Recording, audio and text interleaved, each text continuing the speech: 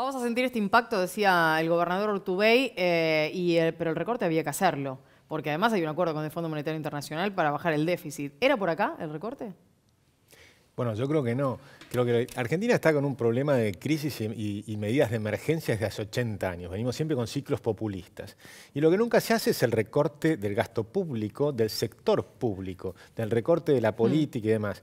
Porque nuevamente es un recorte que se le hace al sector privado.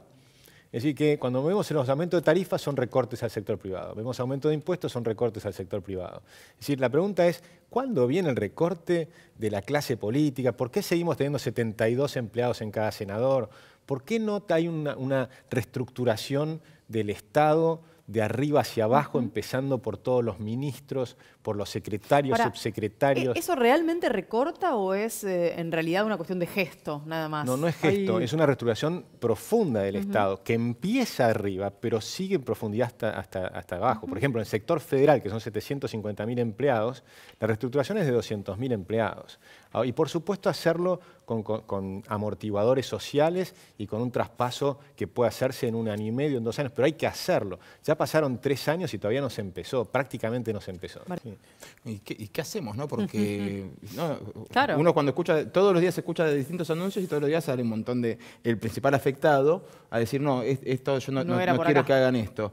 Pero cuando uno va al tema de la chica del Estado, nos encontramos con que las provincias no transarían eso. Bueno, y en las provincias es donde el nivel de empleo público es gigante. Es un problema preocupante lo que dice Urtubey. No es cierto que las provincias han hecho el ajuste, no hicieron ningún ajuste. Son los que más aumentaron los empleos públicos ineficientes. O sea, hoy la productividad del Estado de las provincias es menos de la mitad de lo que era hace 15 años. O sea que es un desastre lo que han hecho las provincias y los municipios.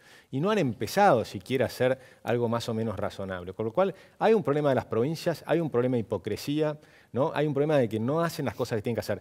Pero sí quiero decir algo que me parece importante. Creo que el equipo del Banco Central hoy es un equipo más consistente del que estaba antes, que cometió una cantidad de errores que eran impresionantes. Ahora, cuando interviene el Banco Central, por lo menos va de corto plazo, logra recuperar confianza. El aumento de los bonos del día de hoy fue muy importante. Cuando hay una corrida, no hay nada más importante que recuperar la confianza. Nada más importante. No tiene sentido hablar de medidas expansivas. Todo ese verso que dicen muchos economistas no tiene ningún sentido. Cuando se te están yendo los capitales, tenés que frenar la salida de capitales. Eso es esencial. Si no frenás la salida de capitales, la recesión es mucho más profunda. Y podría ser muchísimo más profunda de la actual, que vamos a tener los próximos 6 meses muy complicados, pero podría ser mucho más complicado si no frenás cuando hay salida de capital. Me quedo pensando en que el presidente hoy les dijo a los colegas que estaban en la puerta de Casa de Gobierno tranquilos que no pasaba nada, que no era grave. Ese es un error porque vienen cometiendo, me parece, hace bastante tiempo.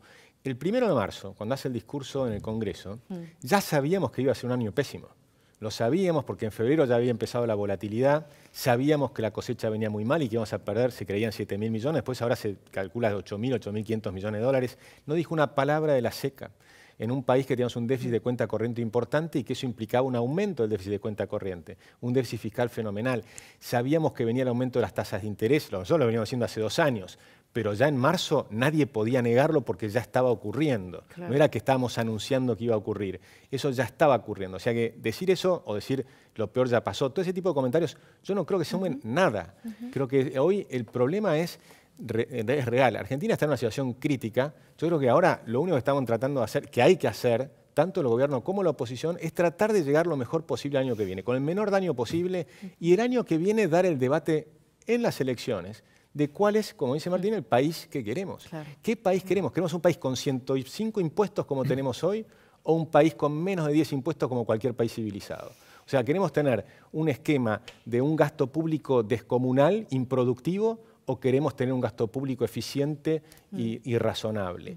¿Cuál es el modelo de país que queremos? ¿Queremos un país corporativo como tenemos hoy, que gracias a los cuadernos vemos cómo funciona, que no es nuevo, esto funciona así hace 70 años? Las corporaciones que van tomando dinero del Estado, que finalmente es dinero de los contribuyentes, ¿no? Sean los sindicatos, sean los empresarios, y cómo eso se devuelve después para financiar a la política. Es decir, esto es un sistema que tenemos que cambiar, y eso es lo que debería estar en discusión el año próximo, me parece, en las elecciones. Muchas veces ya en las últimas semanas escuchamos que la recesión va a durar 6 meses, Mínimo. Lo acabas de decir también vos recién en esta entrevista. Ahora, para los que no entendemos de economía, ¿Por qué 6 meses? ¿Qué es lo que va a pasar para salir de esa recesión? Bueno, eso es lo que todavía no está claro, ¿no? El año que viene tenés algunos factores positivos. Por lo pronto vas a tener una cosecha aparentemente mucho mejor que la actual. Ya en diciembre debería entrar el trigo con una cosecha mejor que la del año pasado. Sí. Eso, nada más que el campo debería ser 9.000 millones de dólares más que el año pasado, o que el año actual, que la cosecha actual, con lo cual eso solo es 1,5 puntos del PBI.